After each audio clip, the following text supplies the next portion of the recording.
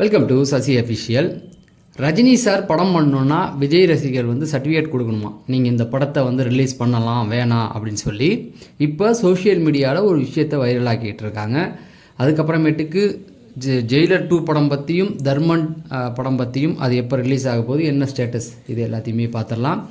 Cinema செய்திகள் தெரிஞ்சுக்க நம்ம சேனலை சப்ஸ்கிரைப் பண்ணிட்டு வீடியோவை லைக் பண்ணியிருக்கேன்.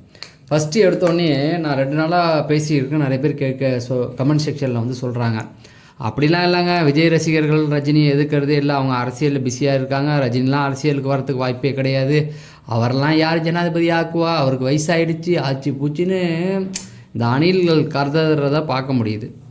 ரஜினி நினச்சா அவர் குடியரசுத் தலைவர் ஆகிறதுக்கு எல்லாமே இருக்குது. அது அரசியல் தெரிஞ்சவங்களுக்கு தெரியும், தற்கொலைகளுக்கும் அணில்களுக்கும் அது தெரிய வாய்ப்பே கிடையாது. இதை நான் பதிவு பண்ணிக்கிறேன். ஏன்னா அவருடைய செல்வாக்கு கிட்டத்தட்ட எத்தனை வருஷமாக பிஜேபி அவருக்கு சப்போர்ட் பண்ணிக்கிட்டு இருக்கு, எத்தனை வருஷமாக பிஜேபி அது அத்வானி காலத்துலேருந்து அதுக்கு முன்னாடியிலேருந்து கிட்டத்தட்ட ஷாருக் கான், அமிதாப் பச்சன்லாம் இந்த பக்கம் பாலிவுட்டில் போட்டு படாத பாடு படுத்தினார் ஒரு அரசியல்வாதி. பாம்பே படத்தில் கூட காமிச்சிருப்பாங்க, பேர்லாம் சொல்ல வேணாம், இறந்துட்டார். அவரெல்லாம் ரஜினி அவர்களுக்கு நெருங்கிய நண்பராக இருந்தவர். பிஜேபியில் இருக்கும் பல முதல்வர்கள் ரஜினி சாருக்கு அவ்வளோ க்ளோஸ், அவ்வளோ தெரிஞ்சவங்களாம் இருக்காங்க. எதுக்கு சொல்கிறேன்னா, அந்த பக்கம் ஃபுல்லாகவே ரஜினி சாருக்கு பெரிய சப்போர்ட் இருக்குது. அவர் சம்மதித்தா அடுத்த பிரதமர் அவர் தான், அதில் எந்த மாற்று கருத்தும் கிடையாது.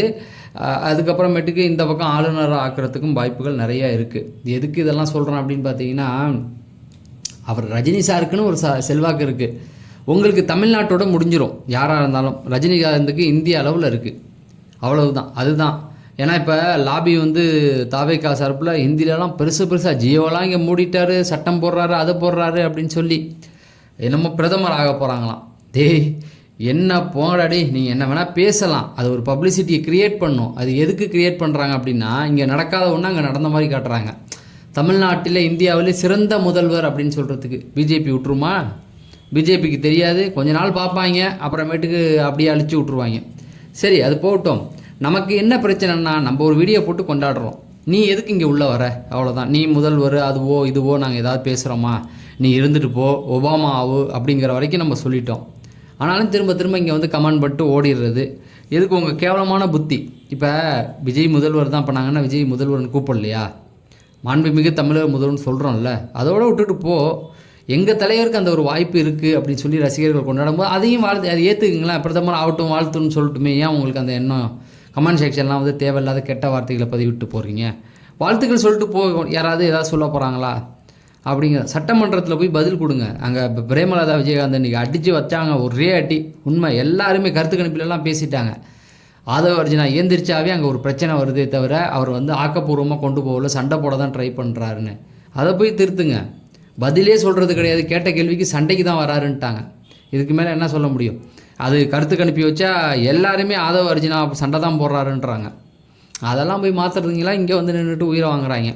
என்ன என்ஓசி அப்படின்னா, படம் ரிலீஸ் பண்ணால் இவங்க சர்டிஃபிகேட் தரணுமா? நாங்கள் நோ அப்ஜெக்ஷன் நாங்கள் சொன்னால் தான் நீங்கள் ரிலீஸ் பண்ணணும், நாங்கள் சண்டைலாம் போட மாட்டோம், வெறுப்பை திணிக்க மாட்டோம் அப்படின்னு சொல்லி நாங்கள் நோ அப்ஜெக்ஷன் சர்டிஃபிகேட் தருவோம் அப்படின்னு சொல்லி இவங்க சொல்லிகிட்டு இருக்காங்க. எதுக்கு இதெல்லாம் தேவையாடா உங்களுக்கு? உங்களால் முடியுமா? முதல்வரால் முடியுமா ஜெயிலர் 2 தடை பண்ண முடியுமா? பேசிக்கிட்டு இருக்காங்க. ஒரு தற்கூரி ஒருத்தன் பேசிட்டு போனாலும் தடை பண்ணுறதுக்கு மேல்னு. நீ தடை பண்ணி தான் பாரு, தமிழ்நாட்டில் என்னென்ன பிரச்சனைகளை வெடிக்குதுன்னு பார்க்கலாம். அதான் சொல்கிறேன்ல, பிஜேபி ஆட்சியில் உங்களுக்கு இப்போ ஆட்சி நடக்குதுன்றாங்க. ஏன்னா காங்கிரஸை காங்கிரஸும் ஏன்னா அங்கே அந்த பக்கம் கர்நாடகாவில் தண்ணி கொடுக்காமல் அவனை அணை கட்டுறதுக்கு மும்பரமாக ஆகிறானுங்க. விடுதலை சிறுத்தைகள் 2 பேர் வச்சுருக்கீங்க, அவ்வளோதான். 2 பேரும் வெளில வந்துட்டா முடிஞ்சு போச்சு உங்கள் சொல்லி. அப்போ பிஜேபிட்டு தான் போய் கையேந்தணும். பிஜேபி அதிமுகவை காட்டும். இப்போ என் கேள்வி என்னென்னா, பிஜேபிக்கு ரஜினி சார் எவ்வளோ க்ளோஸ் உங்களை விட? நீங்கள் ஆட்சி பண்ணி தான் அவங்க சட்டத்தை கொண்டு வரணுமா?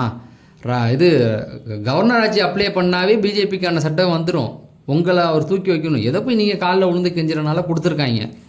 புரியுதுங்களா? ரஜினி சார் போனார்னா முடிஞ்சு போச்சு. இன்றைக்கி கூட நேரு ஏஞ்சி பேசுகிறார் சட்டசபையில், 1 வருஷத்துக்கு அப்புறம் அவங்க ஆட்சி இருக்குமான்னு தெரியலன்றார்.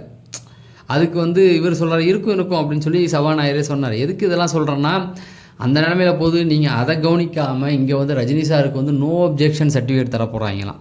இது வெக்கங்கட்ட புலப்படா உங்களுக்கு சினிமாக்காரங்கிட்ட மோதி. அது ஜனநாயகன் படம் வரலன்னா இவனை கூவாங்களாம். இவங்க ஆட்சிக்கு வந்ததுக்கப்புறம் இன்னொரு நடிகர் ரஜினி என்ன உங்களுக்கு போட்டியாக அரசியல் பண்ணுறாரா? திமுக சார்ந்த படம்னு எதிர்க்கலாம். இந்த ரஜினி கமல் படம் கூட நீங்கள் எதிர்க்கலாம். ஏன்னு கேட்டால் கமலஹாசன் வந்து திமுக அலையன்ஸில் இருக்கார். இந்த இதுவும் தயாரிப்பு நிறுவனம் பார்த்தீங்கன்னா இவங்களுது. நீ அப்போ தடுத்தீங்கன்னா ஓகே, நாங்கள் வந்து சந்தோஷப்படுவோம். இது ஜெயிலர் வந்து சம்மந்தமே கிடையாது. கலாநிதி மாதிரி நேரடி அரசியலில் அவர் தம்பிக்கும் அவருக்குமே பிரச்சனை, அவர் ஒதுங்கி நிற்கிறாப்புல. இந்த பக்கம் பார்த்தீங்கன்னா ரஜினி சார் அவர் பாட்டுக்கு அவர் வேலையை பார்த்துக்கிட்டு இருக்கார். அவர்கிட்ட போய் மைக்கு நெட்டி தாவைக்கு அரசு எப்படி இருக்குது, எதுக்கும் உங்களுக்கு இந்த வேண்டாம். ரஜினி சார் சொல்லி தான் மக்களுக்கு வந்து தெரியணுமா? மக்களுக்கு தெரியாதா என்ன நடக்குதுன்னு?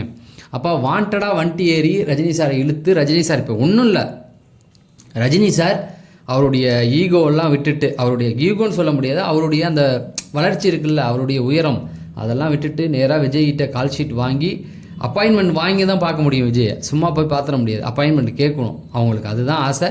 அவங்க வந்து ஒரு வாரத்துக்கு ரஜினி சாரை வெயிட்டிங் லிஸ்ட்டில் வைப்பாங்க. அப்படி தான் வைப்பாங்க. வச்சுட்டு அதுக்கப்புறம் போய் விஜயை வந்து அவங்க வீட்டில் அவர் சந்திக்கணும். அப்போ தான் விஜய்க்கு மனம் குளிரும். இந்த அனில்ஸும் அப்பா எப்படி வந்து கதறனாம் பாரு உன் தலைவன் என் தலைவங்கிட்டன்னு சொல்லணும். இதுக்கான வேலையில் தான் இவனை ஈடுபடுறாங்களே தவிர அவர் போக்குக்கு விடுங்க. அதை தான் சொல்கிறேன். ஜெயலலிதாவை ஏற்றாங்க. ஜெயலலிதா வந்து இந்த 96 ரஜினி சாரை சீண்டி பார்த்தாங்க, முடிச்சே விட்டாப்புல. அவருக்கு செல்வாக்கு இல்லை, இது இல்லை நீங்கள் நினச்சிக்கவே தேவையில்லை. தமிழ்நாட்டில் இந்திய அளவில் இருக்குது, பிஜேபி அளவில் இருக்குது. முடிச்சு விட்டு போயினே இருப்பாப்புல. அதனால் தேவையில்லாமல் ரஜினி சார்கிட்ட அந்த படம் என்ஓசி உங்களுக்கு தேவையா? நீ உயரம் என்ன, நீ எல்லாம் என்ன பெரிய ஆளா? விஜய் சார் சொன்னால் கூட ஏற்றுக்கலாம், முதல்வர் சொல்கிறாருன்னு ஏற்றுக்கலாம். இவனுங்கெல்லாம் அங்கே உட்காந்து நெட்டில் உட்காந்துக்கிட்டு லைக் போட்டுக்கிட்டு 100 ரூபாய்க்கும் 200 ரூபாய்க்கும் வீடியோ போட்டுக்கிட்டு இருக்கு. நீ வந்து ரஜினி சார் படத்தை தடை பண்ண போகிறேன்னு வீடியோ என்ஓசி தர போகிறாங்களா இவனுங்கெல்லாம்? மூஞ்சும் முகரையும். அதுக்கப்புறமேட்டுக்கு தர்மன் படத்தை பற்றி என்ன அப்படின்னா, அஸ்வத் மாரிமுத்து ஒரு இன்டர்வியூ கொடுத்துருக்காரு. ஸோ ஆல்ரெடி இவர் வந்து யார் படம் பண்ணணும் அப்படின்னு பார்த்தீங்கன்னா சிம்பு படம் தான் பண்ண வேண்டியிருக்கு. சிம்பு படத்தை விட்டுட்டு தான் வந்திருக்காரு. சிம்புவுமே விட்டு கொடுத்தார். சிம்பு வந்து அஜித்துக்குமே விட்டு கொடுத்தார். என்னை அறிந்தால் படம் இது பண்ணுறது இப்போ இவர் கௌதம் மேனனுக்கு விட்டு கொடுத்தாரு. இன்றைக்கி ரஜினி சாருக்கும் அவரும் ரசிகர் தானே விட்டு கொடுத்துட்டாரு. இப்போ ஒரு ஃபங்க்ஷனில் போய் நம்ம அஸ்வத் மாரிமுத்து பேசுகிறாரு. ரஜினி சாரை பொறுத்த வரைக்கும் இவங்க எப்படி இருக்காங்க அப்படின்னா, ஒரு இளைஞர் மாதிரி எப்படி யங்ஸ்டர்ஸ்லாம் இருக்காங்களோ அந்த மாதிரி இருக்காங்களே, நமக்கு அடோப் ஆவாங்களா, நம்ம வந்து அவங்கள போய் வணக்கலாம் சொல்லணும்னு நினைக்கும்போது ரஜினி சாரே வந்து இவருக்கு ஏஞ்சி வணக்கம் வச்சாராம் அஸ்வத் மாரிமுத்து. கேட்கும்போது சார் நீங்கள் போய் இல்லை நீங்கள் ஒரு இயக்குனர், உங்களுக்கு கண்ட்ரோலுக்கு கீழே தான் நான் இருக்கணும், நீங்கள் ஆக்ஷன் சொன்னால் நான் நடிக்கணும், அதனால் உங்களுக்கான மரியாதையை நான் கொடுக்கணும் அப்படின்னு சொல்லி அதை ரொம்ப நெகிழ்ச்சியாக சொன்னார். இன்றைக்கெல்லாம் வந்து பெரிய பெரிய இயக்குநர்களை டைரக்டரை எப்படி பயன்படுத்துகிறாங்கன்னு தெரியும். ஆனால் ரஜினி சார் இன்னமும் அந்த மரியாதை கொடுத்தாரு அப்படிங்கிறது அவர் வாயாலே சொல்கிறாரு. மேலும் நம்ம ஜென்சி கிட்ஸ்க்கு வந்து ஏற்ற மாதிரியே இருக்கார். நம்ம என்ன சொன்னாலும் அதுக்கேற்றதை புரிஞ்சுக்கிறார். ஒரு ஷார்ட் சொல்லும்போது இது வந்து இளைஞர்கள்ட்ட ரீச் ஆகும், இன்றைக்கி உள்ள ட்ரெண்டுக்கு இது தான் இருக்குது அப்படிங்கிறத அவர் உணர்ந்துக்கிறாரு அப்படிங்கிறதையும் அவர் சொல்கிறாரு. ஸோ இப்படி நிறைய விஷயங்கள். இதில் அடுத்த பிப்ரவரியில் அடுத்த படத்தை ஸ்டார்ட் பண்ண போகிறதா சொல்கிறாரு. அதாவது சிம்புவோடைய படத்தை நான் ஸ்டார்ட் பண்ண போகிறேன் அப்படிங்கிற மாதிரி சொல்கிறாரு. இதில் இன்னொரு விஷயம் என்ன அப்படின்னு பார்த்தீங்கன்னா, அக்டோபரோட இந்த படம் வந்து தர்மன் படத்தோடைய ஷூட்டிங் ஃபுல்லாக கம்ப்ளீட் அப்படிங்கிறாரு. இப்போ 3rd ஷெடியூல் போகுது. அதாவது ஆகஸ்ட்டு, செப்டம்பர், அக்டோபரில் இன்னும் 2 மாதத்தில் படத்தை ஃபுல்லாக முடிச்சிருவோன்றாரு. இதுலேருந்து என்ன அப்படின்னா, செப்டம்பரில் முடித்தா கூட நமக்கு அடுத்தடுத்து 2-3 மாதங்களில் ப்ரீ ப்ரொடக்ஷன், போஸ்ட் ப்ரொடக்ஷன் ஒர்க்லாம் பார்த்துடலாம். அப்புறம் ரிலீஸ் தான். அடுத்த டேட் பார்த்தீங்கன்னா தீபாவளிக்கு ரிலீஸ் பண்ண முடியாது, ஏன்னா அப்போ தான் அந்த படம் முடியுது. அடுத்து என்ன டேட் வரும் அப்படின்னு பார்த்தீங்கன்னா, நமக்கு டிசம்பர்லலாம் நமக்கு ரிலீஸ் பாசிபிள் கிடையாது. ஆனால் ரஜினி சாருடைய பிறந்த நாளுக்கு வரத்துக்கு வாய்ப்புகள் இருக்குது. ஏன்னா இது வரைக்கும் ரஜினி சாருடைய பிறந்த நாளுக்கு எதாவது படம் வந்ததுன்னு பார்த்தா இருக்குது, ஆனால் பெரிய அளவில் எதுவும் இல்லை. ஒருவேளை ரஜினி சார் பிறந்த நாள் இல்லைன்னா பொங்கல், ஏன்னா பக்கத்தில் தானே இருக்குது. பொங்கல் வந்து ஒரு எதிர்பார்க்கக்கூடிய ஒரு டேட் இருக்குல்ல, அதனால் பொங்கல் இல்லைனா இந்த 2 டேட்டுக்குள்ளே ரஜினி சார் பிறந்த நாள் இல்லை பொங்கல், இதில் வந்து தர்மன் வந்துடும் அப்படிங்கிறது எதிர்பார்க்கப்படுகிறது. தொடர்ந்து அப்டேட்கள் கொடுப்போம். அதை தெரிஞ்சுக்க சேனலை சப்ஸ்கிரைப் பண்ணிட்டு வீடியோ கண்டிப்பாக லைக் பண்ணுங்கள். நீங்கள் லைக் பண்ணால் இன்னும் நிறைய பேருக்கு இந்த வீடியோ சஜெக்ஷன் ஆகும். அதனால் லைக் பண்ணுங்கள் அப்படின்னு சொல்லி நான் விடைபெறேன். நன்றி, வணக்கம்.